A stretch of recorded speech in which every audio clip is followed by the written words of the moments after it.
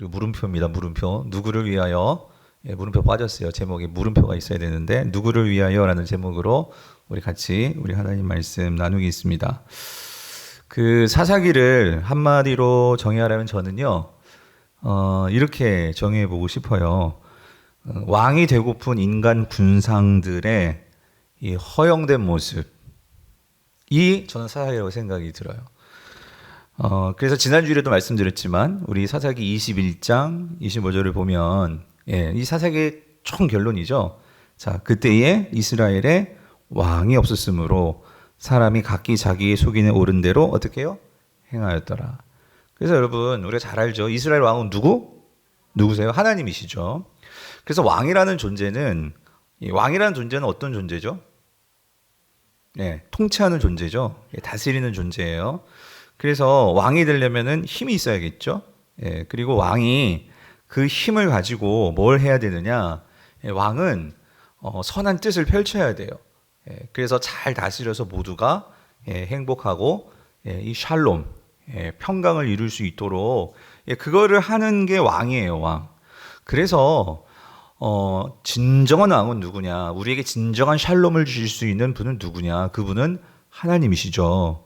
그런데 하나님이 왕이 아닌 인간이 왕이 될 때는 어떤 일이 벌어질까? 결국 인간들은요, 왜 다스리려고 할까요? 그러니까 각자의 소견대로, 자기의 소견대로, 그걸 하려는 거예요. 그러다 보니, 사람마다 다 생각도 다르고 뜻도 다르고 그러다 보니 서로 왕 되려고 하면 결국 뭐가 일어날까요? 전쟁이 일어나겠죠. 싸움이 일어나겠죠. 다툼이 일어나겠죠. 그래서 분명한 사실은 성경은 우리에게 말씀해 주십니다. 하나님이 왕이 되시지 않으면 우리에게 임하는 것은 뭘까요? 불화라는 거예요, 불화. 다시 말하면 전쟁이라는 거죠. 다시 말하면 화평이 없어요. 깨어짐이죠.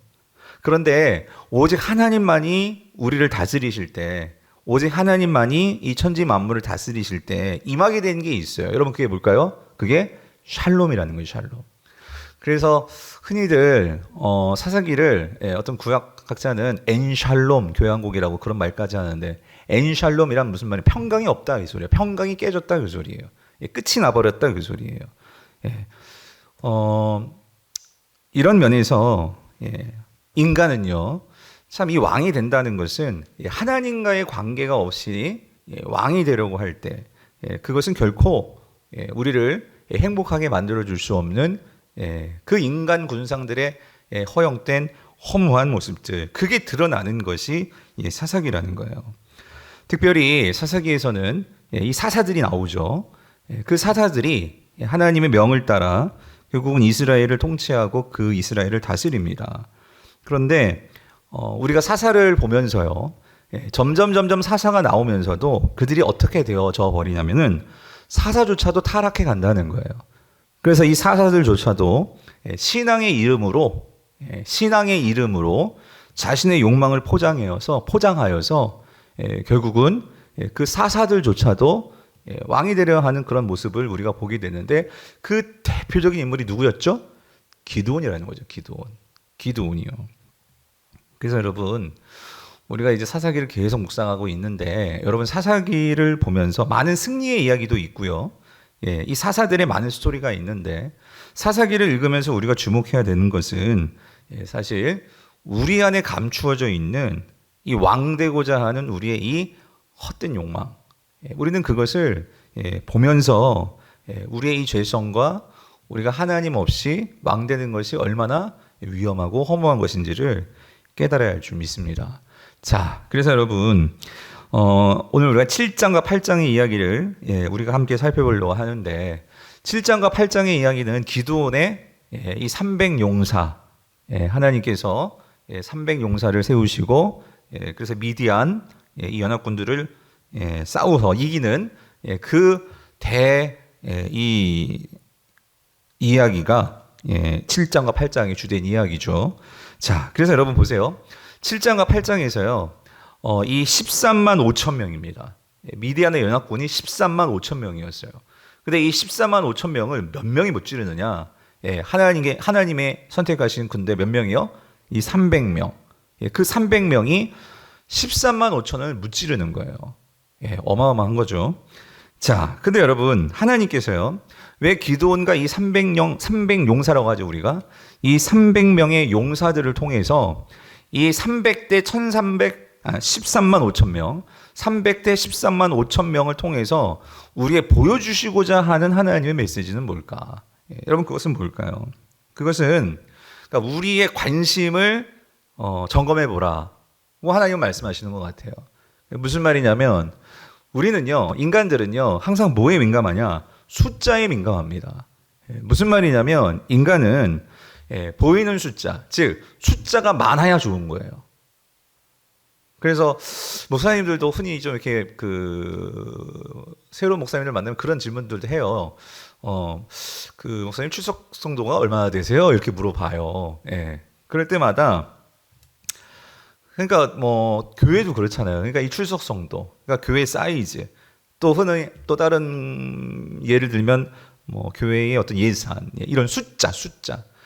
그런데 교회만이 아니라 여러분의 삶에서는 어떠세요? 우리 연봉의 숫자, 그렇죠? 우리 자녀들의 어떤 성적의 어떤 순위, 하여튼 우리가 살면서 이런 숫자, 수익이 어떻고, 내가 사는 집의 평수가 어떻고, 내가 가진 은행의 잔고가 어떻고, 그러니까 우리는 이 숫자를 참 중요하게 여기는 것 같아요. 근데 여러분, 하나님도 그거 모르시겠어요? 너무나 잘 아시죠? 하나님도 이 14만 5천 명이라는 이 어마어마한 대군이 쳐들어왔단 말이에요. 그거를 바라보면, 숫자만 바라보면 여러분 거기서요, 이스라엘 백성들, 아니 우리들도요, 그 숫자만 바라보면 우리는 뭐 하기 쉬워요? 세상은 쫄기 쉬워요. 두려움에 사로잡히기 쉽죠. 자, 그런데 하나님께서 어떻게 하시느냐? 그래서 하나님은요, 결국 기드온에게, 이스라엘 백성들에게 이걸 가르쳐 주시는 거예요. 뭐냐면 숫자가 아니라, 즉 하나님이 일하시는 방법은 숫자가 아니라는 거예요. 그럼 하나님이 일하시는 방법은 뭘까요? 뭐죠? 믿음입니다.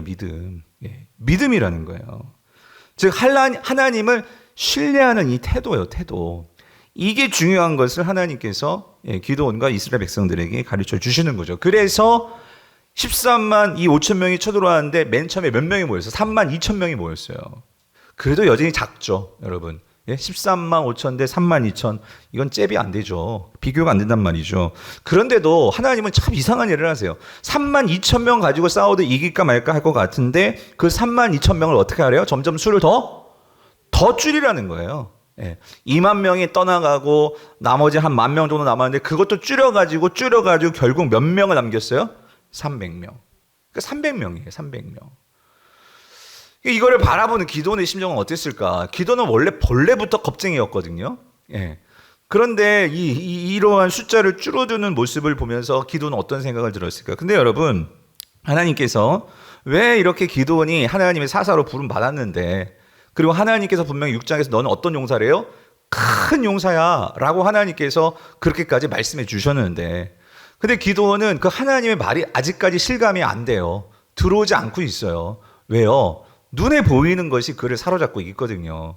나는 므낫세 지파 중에서도 가장 말단이고 나는 안 돼. 나는 소망 없어. 그런 눈에 보이는 숫자와 눈에 보이는 것으로 사로잡혀 있는데, 하나님은 그런데도 너는 큰 용사라고 말씀하시는 말씀을 주셨는데, 그런데 기드온의 태도는 아직 믿음으로 나아가지 못하고 있다는 거죠.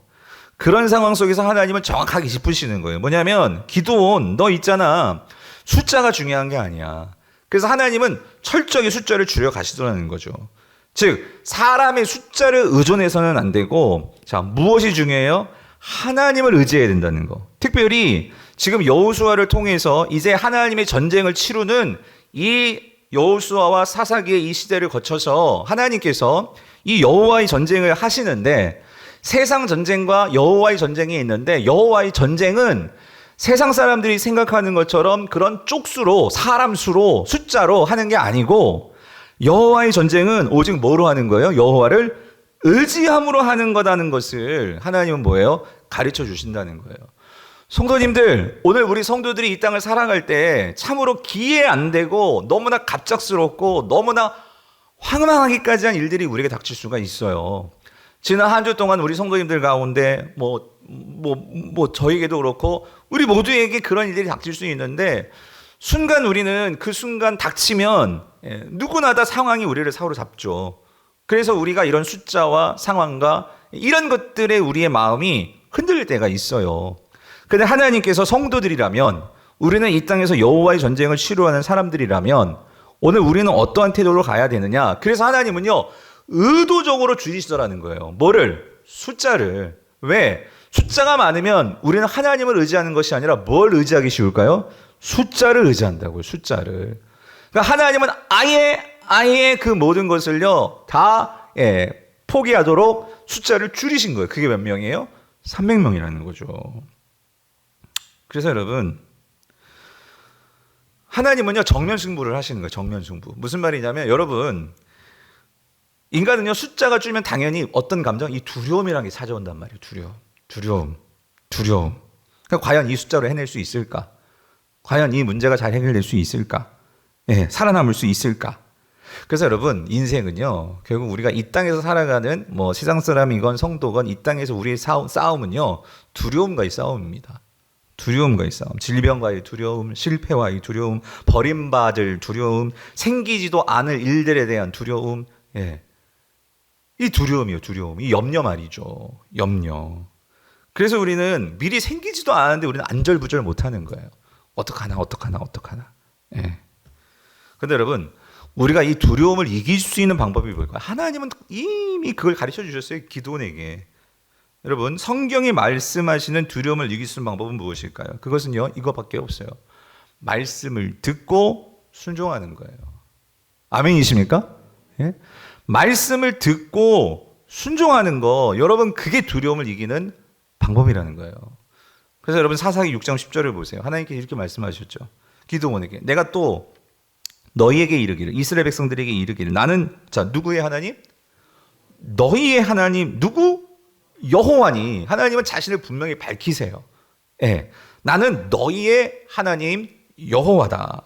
여호와라는 것은 너희들에게 특별한 하나님이다. 그 관계적인 그 개념이 여호와라는 이름 속에 담겨 있죠. 나는 스스로 존재하는 자이고, 나는 그 어떤 누구도 나를 흔들 수가 없고, 그게 여호와라는 이름 속에 들어 있잖아요. 그래서 애굽 그 군대와 이 바로를 완전히 쳐부순 그 이름이 여호와잖아요. 그런 여호와니, 너희가 거주하는 아모리 사람의 땅의 신들, 이 가나안의 신들, 그 신들을 뭐 하지 말라고요?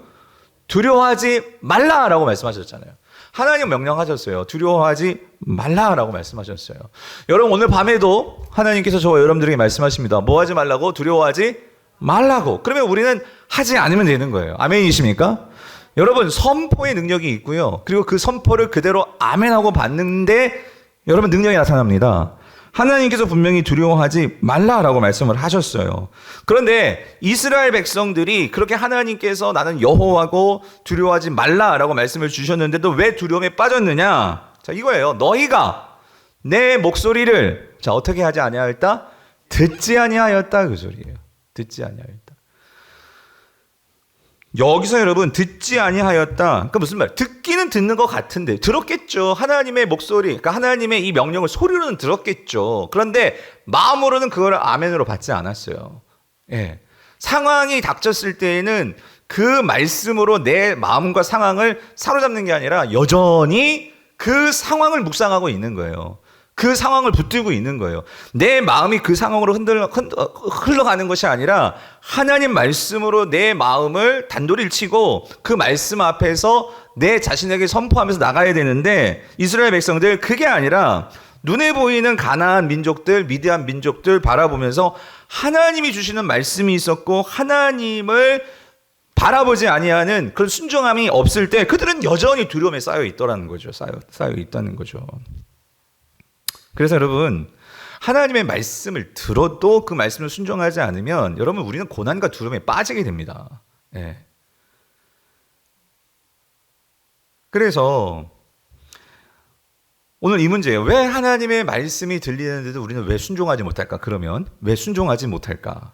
그거는요, 여러분, 그러니까 여러분, 우리 삶 속에서 우리의 작은 순종으로 하나님의 말씀의 그 능력을 우리가 실감하지 못하기 때문이라는 거예요.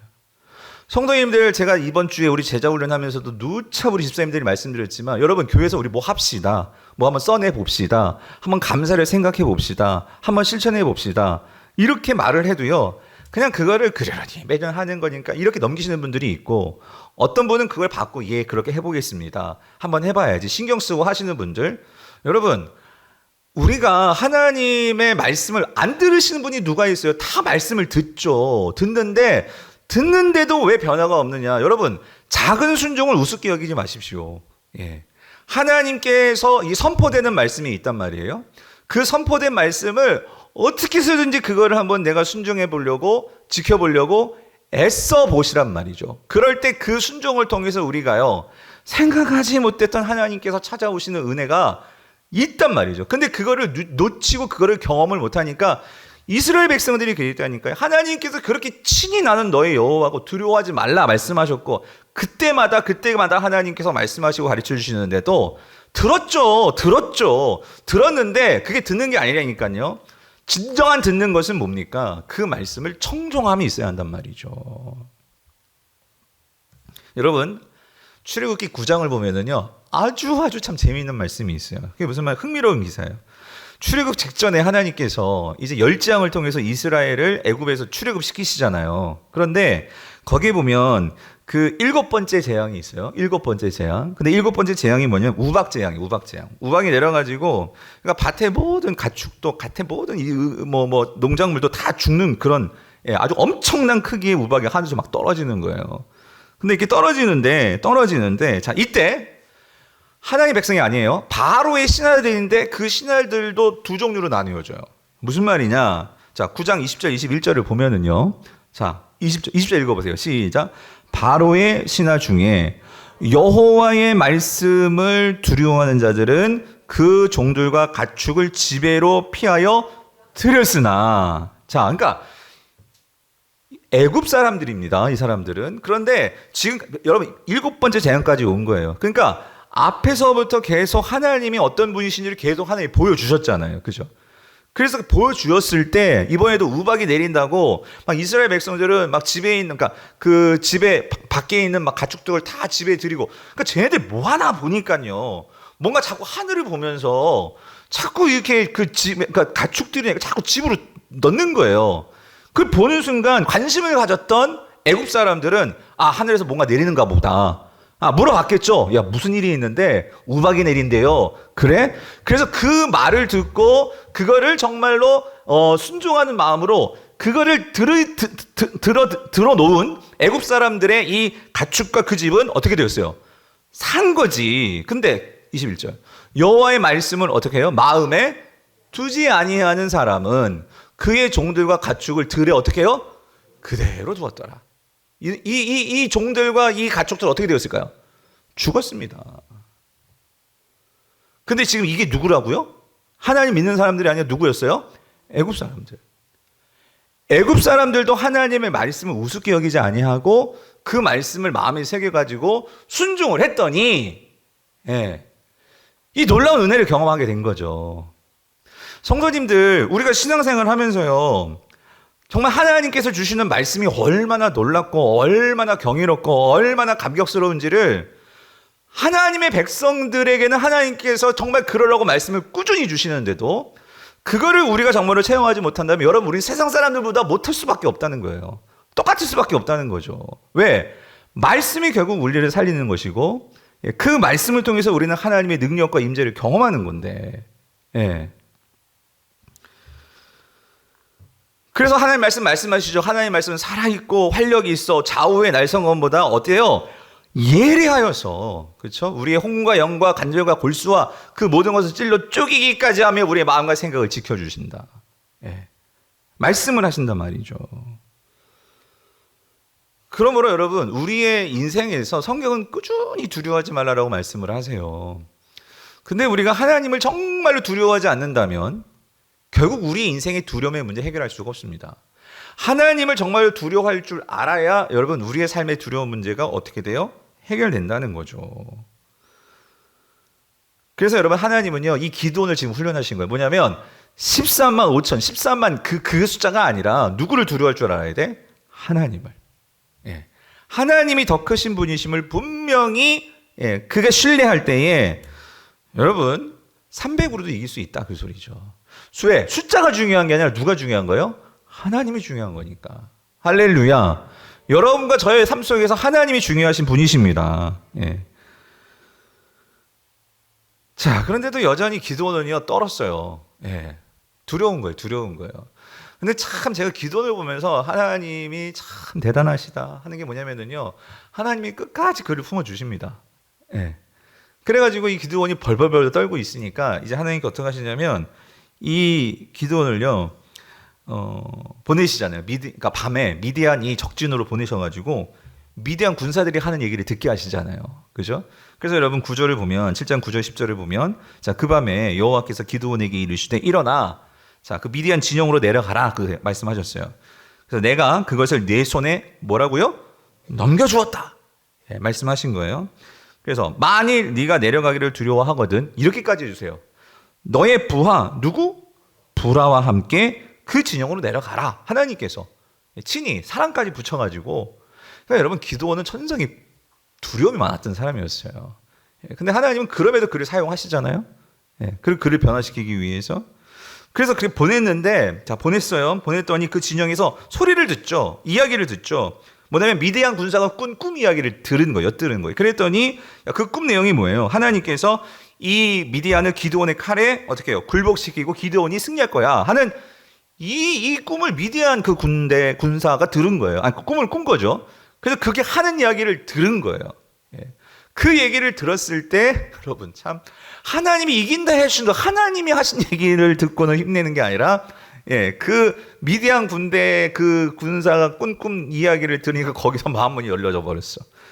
그래가지고 7장 15절 보니까 어떻게 해요? 기드온이 그 꿈과 해몽하는 말을 어떻게 해요? 듣고 결국은 들은 거예요. 그렇죠? 듣고 뭐 했어요?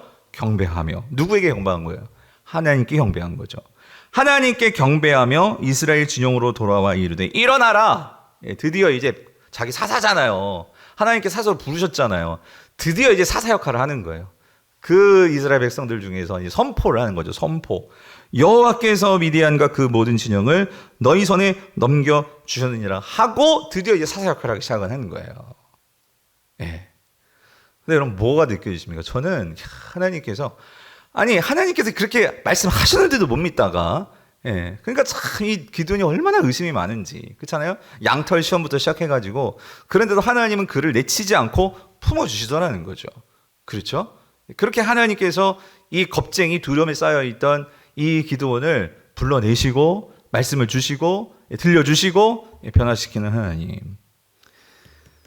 여러분 오늘 저와 여러분을 이 자리에 불러주신 것도 하나님께서 여러분들에게 이 두려움을 이길 수 있도록 하나님께서 믿음 주시기 위함 여러분 꼭 믿으시기를 바랍니다. 그래서 여러분 이 경배하며라고 했잖아요. 경배하며. 여러분 이 경배하며 여러분 이게 뭡니까? 이 경배라는 것은 결국 하나님의 의대를 깨달아 알게 되면은요 우리는 그때 하나님 앞에 무릎을 꿇을 수밖에 없어요. 그게 지금 일어난 거예요. 즉 하나님 앞에 자신을 낮추고 하나님의 하나님 되심을 인정하는 것. 즉 하나님이 우리의 왕 되심을 인정하는 것. 여러분 그게 경배입니다. 경배. 다시 말하면 예배죠. 예배. 그래서 여러분 그 기드온이 여기서 이제 하나님께서 이토록 나를 이렇게 확신시켜 주시고 말씀해 주시고 그리고 하나님께서 승리를 주시고자 하는 것이구나. 이게 깨달아지니까 예배를 했다 그 소리예요. 그 감격, 하나님에 대한 감격을 통해서. 성도님들 오늘날 우리 예배 있잖아요. 오늘 저와 여러분의 예배. 자, 여러분 왜 우리의 예배 가운데 이 뜨거움이 사라지는 것일까? 여러분 예배의 뜨거움이 사라지고 예배에 대해서 이러한 우리의 하나님을 경배하는 태도가 없어지는 것은 사실 여러분 예배는요 장소가 뭐 부족하거나 시설이 부족해서 예배가 감격이 없는 게 아니고요. 왜 예배의 뜨거움이 없느냐? 그것은요 우리의 마음 가운데 진정 하나님에 대한 감격이 없기 때문에 예배의 감격이 없는 거예요.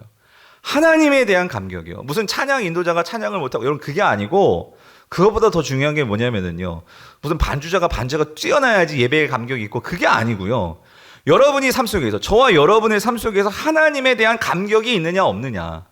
여러분이 일주일 동안 살면서 하나님의 은혜에 대한 감격이 있고 하나님을 정말로 사랑하게 되고 그 은혜에 내가 정말로 감격하게 되면은요, 여러분이 정말로 여러분 속에 성령님이 계시고 하나님의 자녀라면 우리는 뭐 하고 싶을까요? 예배하고 싶은 거예요. 예. 하나님께 나아가고 싶은 거예요.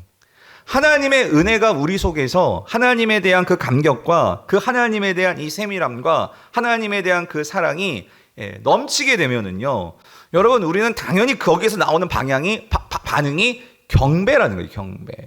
경배하게 된다는 거죠.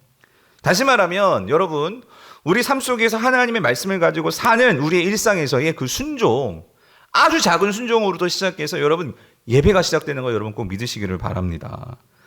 그래서 왜 우리의 예배의 뜨거움이 없어지느냐? 우리 마음에 대한 하나님의 감격이 없기 때문인데, 그것은 우리 삶 속에서 이 분주한 일상 속에서 우리가 하나님을 기억하지 않는다 그 소리예요. 하나님을 잊어버리고 산다 그 소리예요. 삶이 힘들죠. 그렇지만 그렇게 힘들수록 우리는 하나님을 기억하고 하나님을 붙들고 그 말씀에 순종하는 삶으로 나아가야 되는데, 하나님에 대한 감격이 없어지니까 내 신앙도 약해지는 거고 예배도 약해지는 거고, 감격이 없는 예배, 결국 이 모든 것들이 결국은 다 엉망진창이 되어 버리더라는 거죠. 그래서 성경은 느헤미야가 말하죠. 여호와를 기뻐하는 것이 내게 뭐다? 힘이다.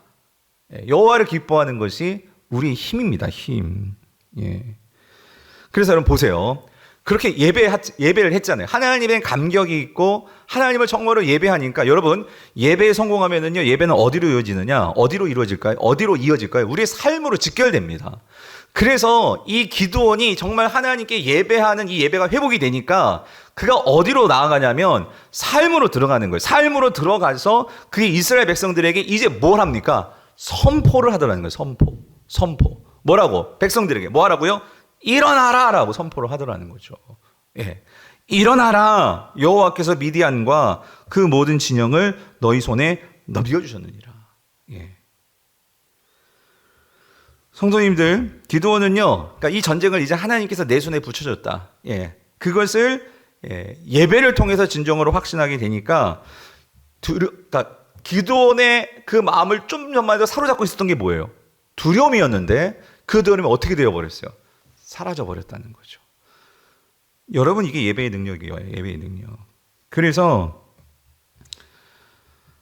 오늘 우리의 삶 속에서 우리가 두려움을 떨쳐내는 방법은요, 한 가지는요, 여러분 예배에 성공하셔야 돼요. 예배를 통해서 우리가 진정으로 하나님의 감격이 내 입술을 통해서 선포되고, 그것이 나올 때 여러분, 여러분의 삶에서도 일어남의 역사가 있게 될 줄 저는 믿습니다. 그래서 여러분 보세요. 그러니까 이 하나님에 대한 이제 수가 아니라 하나님을 신뢰하게 되었잖아요. 그래서 그 하나님에 대한 신뢰를 가질 때 이 기드온은 이 두려운 문제를 해결했어요. 그리고 이스라엘을 향해서 일어나라 라고 선포를 했죠. 그래서 여러분 여기 일어나라 라가 히브리어 쿰이거든요. 쿰. 여러분 이거 거기서 많이 좀 들어본 거 아니에요? 신약성경에 보면 이 회당장 야이로의 딸이 죽었어요. 근데 그 회당장 야이로의 딸이 죽었는데 그 딸에게 예수님께서 찾아오셨죠. 그랬을 때 이 예수님께서 이 딸을 살리실 때 했던 선포가 있었어요. 그게 뭐예요? 달리다 쿰이었어요. 달리다는 사랑은 내 딸아. 쿰은 뭐예요? 일어나라 그 소리란 말이야. 그래서 마가복음 5장 41절 그 아이의 손을 잡고 이르시되 달리다 쿰 하시니, 번역하면 곧 내가 내게 말하노니 소녀야 어떻게 해요? 일어나라. 일어나라 하심이라. 그러면서 예수님께서 말씀하시죠. 그 두려움에 사로잡혔던 이 아버지의 회당장 야이로, 너의 사랑하는 딸이 죽은 게 아니야. 네 사랑하는 딸은 뭐야? 자고 있어. 라고 말씀하시죠. 자, 근데 여러분 그렇게 말하니까 거기에 많은 문상객들이 있었죠. 또 곡하는 사람들도 있었고, 예수님께서 잔다 하니까 이미 죽은 지가 오래됐거든요. 그러니까 예수님께서 말씀하시니까 그 사람들이 어떤 반응을 보였대요? 비웃었다. 비웃었어요. 아니 죽었는데 죽은 건 죽은 거지 뭐가 자냐 말이에요. 잔다는 것은 다시 살아날 수 있는 거잖아요. 그렇죠? 일어날 수 있는 거잖아요. 근데 죽었는데 어떻게 일어나냐 말이죠. 그런데 여러분, 그리고 나서 예수님께 들어가신 거예요. 들어가셔서 그 딸에게 달리 다 쿰하신 거죠. 근데 여러분, 사실 예수님이요 거기서 뭐 일어나라 막 이렇게 소리 지를 필요도 없어요. 솔직히 예수님은, 그죠? 그냥 얼음 만지시고 기도하면 살아날 거예요. 근데 예수님은 거기서 일어나라 라고 선포를 하셨어요. 의도적으로. 왜 그러셨을까요? 왜? 누구 들으라고? 예? 거기 있던 사람들. 예. 아버지를 비롯해서 두려움에 사로잡혀 있었고, 그리고 어떻게 죽은 게 살아날 수 있어? 라고 자포자기하고 절망했던 사람들을 향해서 예수님이 뭐라고 하시는 거예요? 일어나라! 라고 선포하시는 거지. 성도님들, 성도는요, 이런 외침을 할 수 있는 자가 돼야 한다는 거예요. 오늘 하나님께서 기드온을 통해서 무슨 일을 하시냐면, 여러분, 기드온은 원래 일어날 수 없던 자였어요. 예. 기드온은요, 본래 므낫세 중에 나는 정말 일어날 수 없는 그런 아주 작고 연약한 자고, 아니 어떻게 내가 이 미디안을 상대로 싸웁니까? 했던 자가 기드온이었어요. 근데 하나님께서 그를 일으키셨잖아요. 예. 그런데 여러분 중요한 건 이거예요. 하나님은 기드온만 일으키는 것이 아니라 기드온을 통해서 누구를 일으키십니까? 이스라엘 백성들을 일으키시기를 원하시는 거예요. 그래서 기드온이 정말로 하나님을 수가 아니라 믿음으로 하나님을 바라보고 하나님을 신뢰하였을 때 그가 뭐 했다고요? 예배했다고요. 그 예배를 통해서 하나님에 대한 감각이 회복이 되고 그 하나님을 신뢰했을 때 이 기드온은요, 그 예배가 삶으로 연결되어서 삶 속에서 뭐 하고 있어요? 기드온과 같이 다 무너졌던 그런 사람들을 지금 뭐 하고 있냐고요? 일으키고 있단 말이죠. 일어나라 라고 선포하고 있다는 거예요. 사랑하는 성도님들, 오늘 이 시간이요, 먼저 여러분 자신에게 선포하는 시간이 되기를 간절히 축원합니다. 예? 지금 무너져 있으신 분들, 여러분 자신에게 선포하십시오. 내가 이렇게 무너져 있으면 안 돼요, 여러분. 내가 하나님을 믿고 하나님이 나의 여호와시고 성령께서 우리 안에 계시는데, 예, 우리가 그렇게 무너져 있을 수 없단 말이죠. 뭐라고요? 일어나라라고 선포하시기를 바랍니다. 뿐만 아니라 여러분이 그렇게 나에게 선포하시고 그 하나님이 주시는 믿음과 확신과 그 말씀에 신뢰를 가지고 여러분이 어떻게 해야 돼? 여러분 주위에 넘어져 있고 쭈그러져 있고 지금 넘어진 그 사람들을 여러분이 어떻게 하셔야 돼? 선포해서 일으키셔야 한단 말이에요. 일으키셔야 한단 말이에요. 아멘이십니까? 여러분, 그게 성도예요, 성도. 제게 있어서 제가 일어나는 자리는요, 어떤 자리인 줄 아세요? 이 선포, 이 강단이에요, 강단. 예. 여러분들에게 선포하는 것이 아니고 저는 저에게 먼저 선포하고요. 그리고 그 선포를 통해서 하나님이 주시는 말씀이 저를 통해 울려서 여러분들에게 선포될 때 마찬가지로 여러분들 그 말씀을 듣고 그 말씀을 가지고 여러분들 지금 여러분 자리에서 여러분 자신에게 선포하셔야 된다, 그 소리예요. 아멘이십니까? 성도님들, 하나님의 말씀을요, 듣는 것도 귀해요. 그러니까 하나님의 말씀을 우리가 듣고 배우는 것도 큰 유익이 있어요. 근데 여러분, 진짜 큰 유익이 뭔지 아십니까? 그것은요, 내가요, 선포하는 인생이 되는 거예요. 하나님의 말씀을 듣고 그냥 지나치는 게 아니라 그 말씀을 가지고 첫 번째는 여러분에게 선포하시고 삶에 들어가서 여러분의 삶의 자리에서 선포하는 삶을 사셔야 한다는 거예요. 세상을 향해서, 내 자신을 향해서, 가족을 향해서 그 말씀을 선포할 때 여러분 거기서 우리의 두려움은 떠나갈 줄 믿습니다. 그게 전도고 그게 선교고 그게 하나님 나라의 영광을 드러내는 삶이란 말이죠. 선포하는 인생이 여러분 복된 인생입니다. 그래서 여러분 오늘 보세요. 그렇게 선포할 때에 하나님께서 이들을 어떻게 사용하시나. 자, 보세요. 16절을 보시면, 자, 이제 300명이었잖아요. 300명. 그 300명이 세대로 나누어 가지고요, 각 손에 나팔과 빈 항아리를 들고 항아리 안에는 횃불을 감추어서 이 적진을 향해 서게 된 거예요. 한밤중에.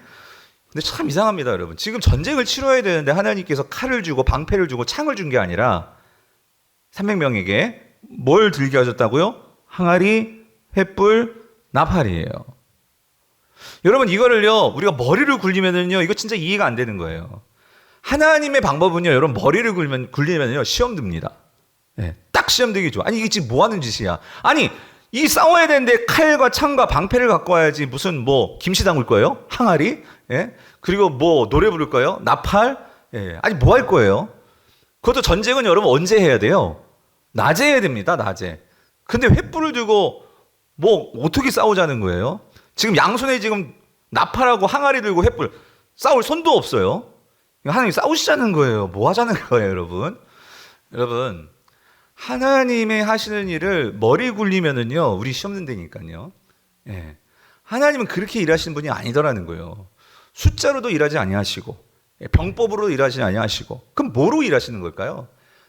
성도의 입장에서는 믿음입니다, 믿음. 예. 처음부터 끝까지 믿음. 그런데 그 믿음은요, 반드시 뭐가 따라야 돼요? 뭐가 따라야 돼? 순종입니다. 순종.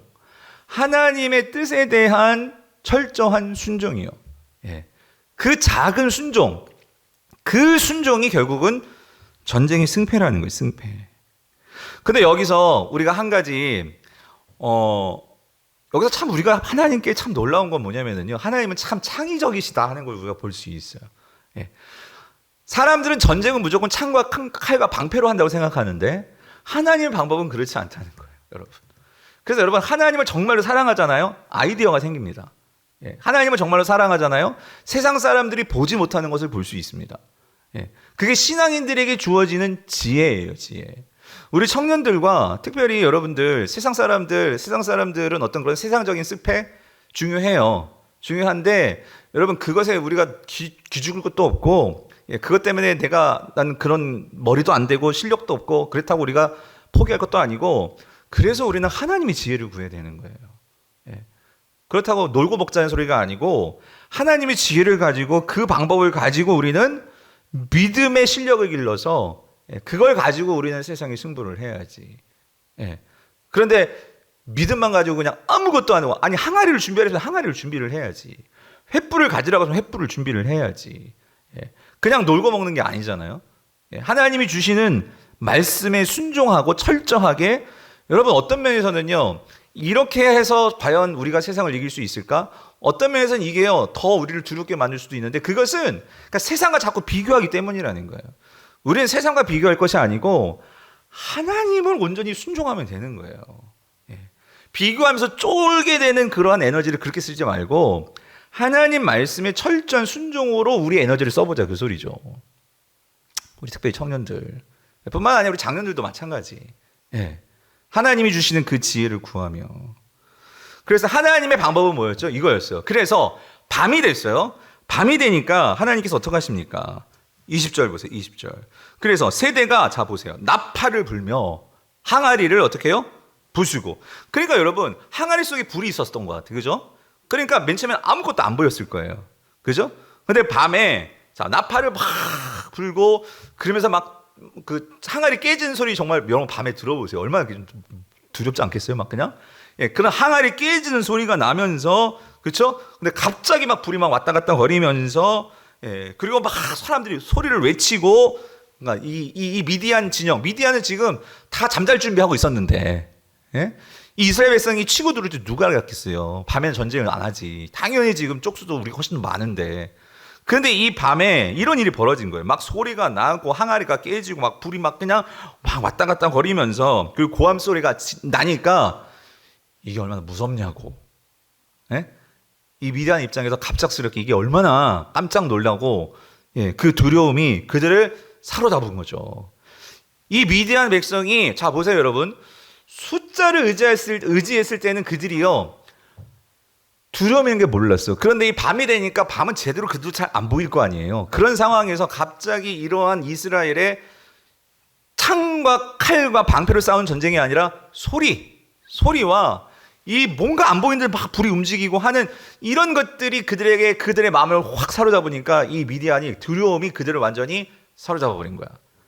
그러니까 이들이 혼비백산 해가지고 이 전쟁을 하는 게 막 어떻게 살아남으려고 막 도망치면서 어떤 일이 벌어졌느냐. 거기 22절 보세요. 300명이 나팔을 불 때에 여호와께서 그 온 지정에서, 여기 친구끼리, 이건 미디안, 예, 군사들끼리를 말하는 거예요.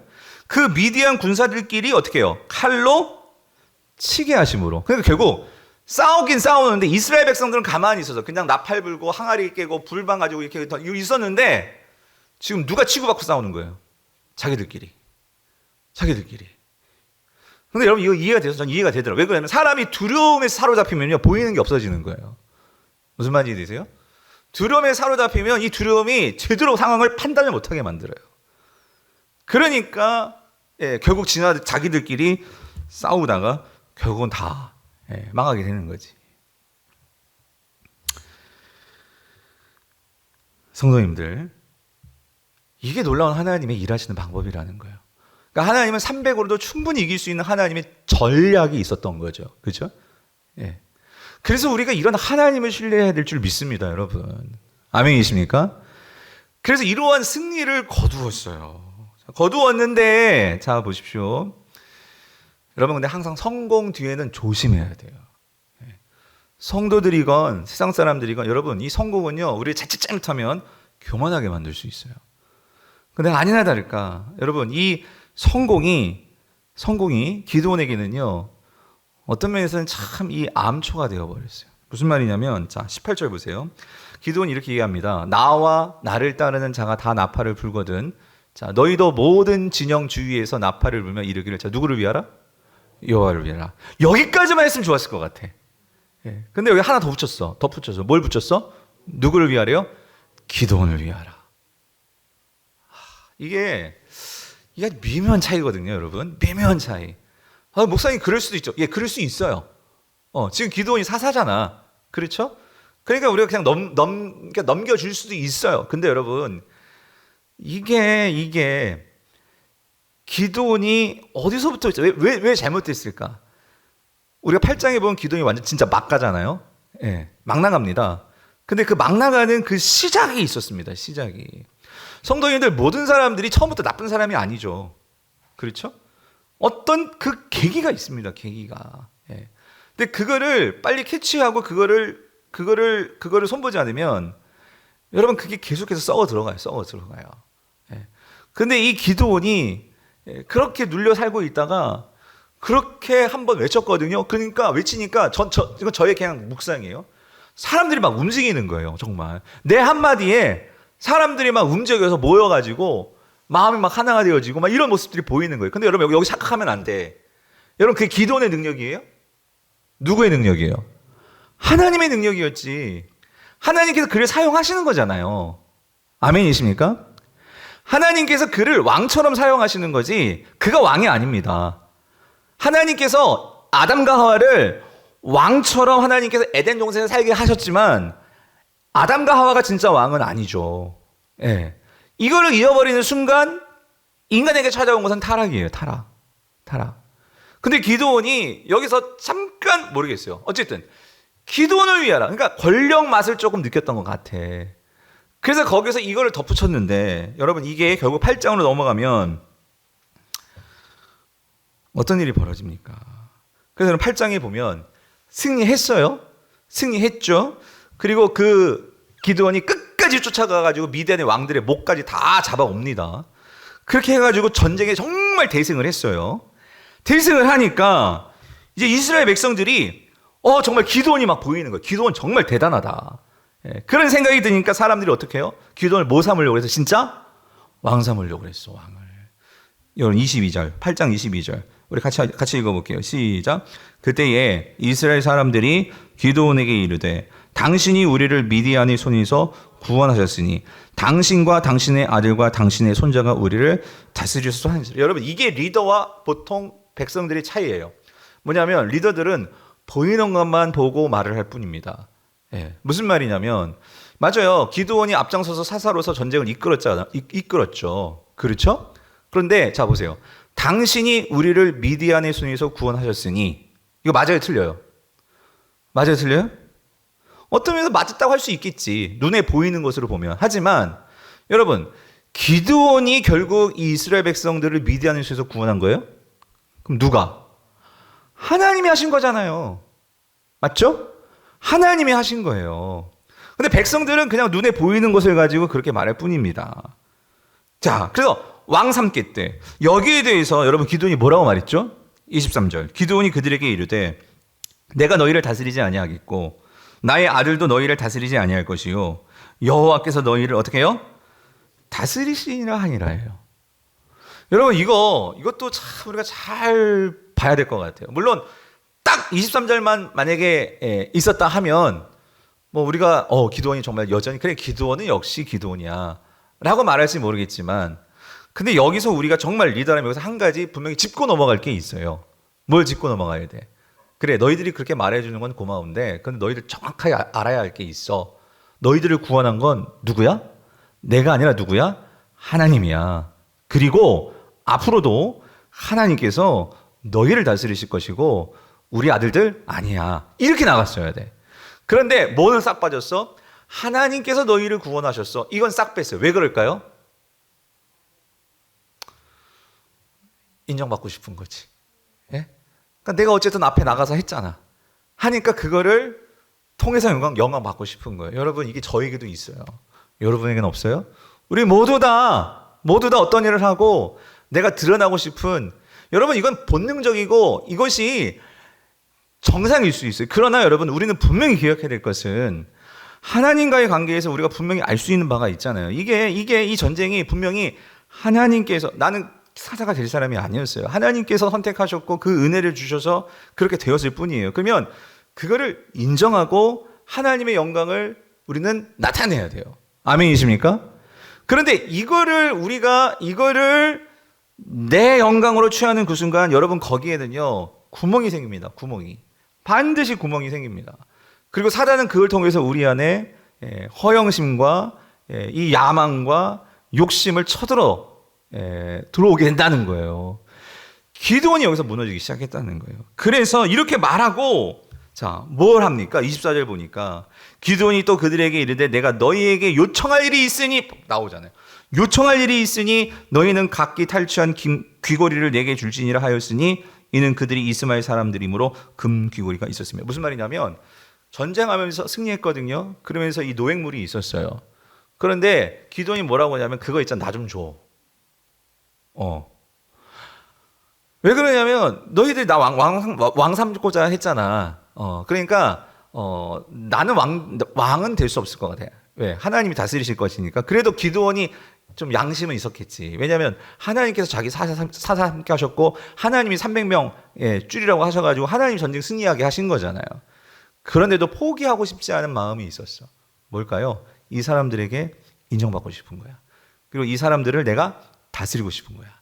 내 한마디에 이 사람들이 왔다 갔다 움직이는 이 권력 맛을 본 거예요. 권력 맛을. 그러니까 여러분, 우리가 봤죠? 이렇게 금고리 다 걷어가지고 뭐 만들어요? 금 에봇을 만들더라는 거지. 에봇. 여러분, 금 에봇 왜 만들었어요? 에봇은 누가 입는 거예요? 대제사장이 입는 거예요. 여러분, 이미 실로에 대제사장이 있었어요. 그런데 왕은 하나님이시고 내가 이 하나님께 당신들을 이끌고 나아가는 정말 인정받는 그런 리더가 되고 싶은 거지.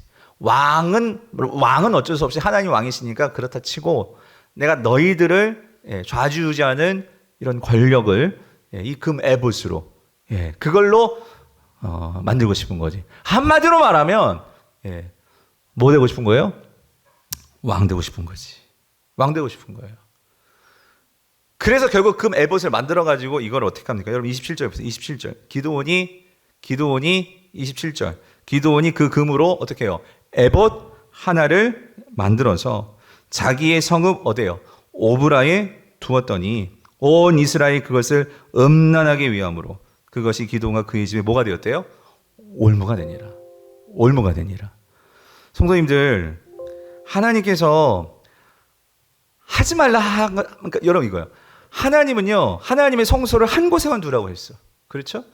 그 실로에 하나님의 집이 있었고 하나님을 만나기 위해서는 그곳에 가면 돼요. 거기 대제사장이 있어요.